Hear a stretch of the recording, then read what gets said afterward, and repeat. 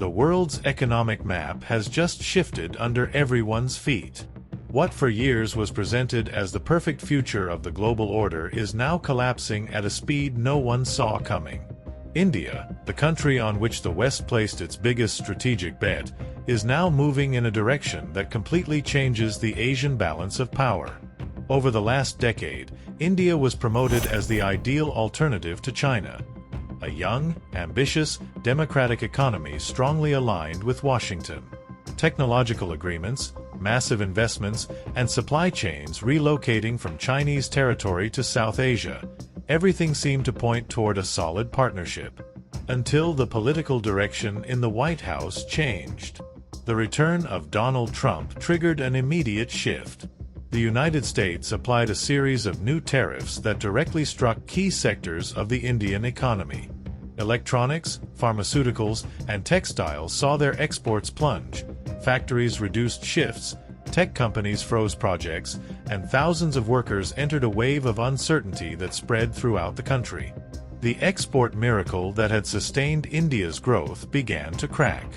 To that commercial shock came a second unexpected blow: the accelerated withdrawal of foreign capital.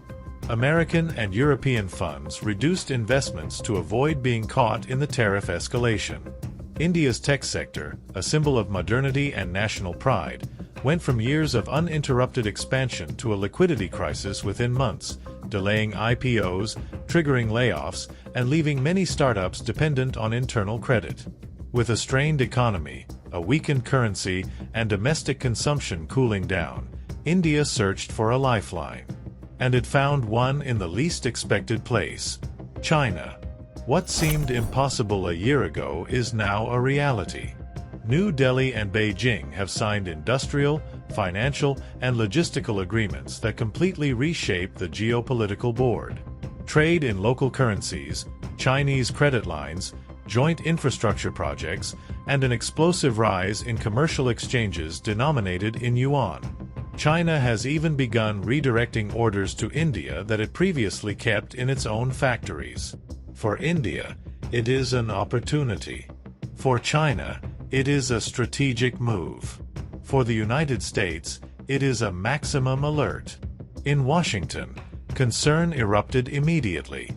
The administration is studying new tariffs, and Congress is debating measures to block imports from countries that get too close to the BRICS bloc. But while the United States reacts, India advances. It has officially declared that it will never again depend on a single partner and that it will embrace a multipolar world with multiple financial routes, multiple currencies, and multiple centers of power. The result is clear: the United States-Asian strategy is breaking apart. China is leading a new economic system that offers real alternatives to the dollar, and more countries are exploring that path to escape sanctions, tariffs, and pressure. The question is no longer whether the old global order is changing. The question is whether the United States can adapt before it is too late.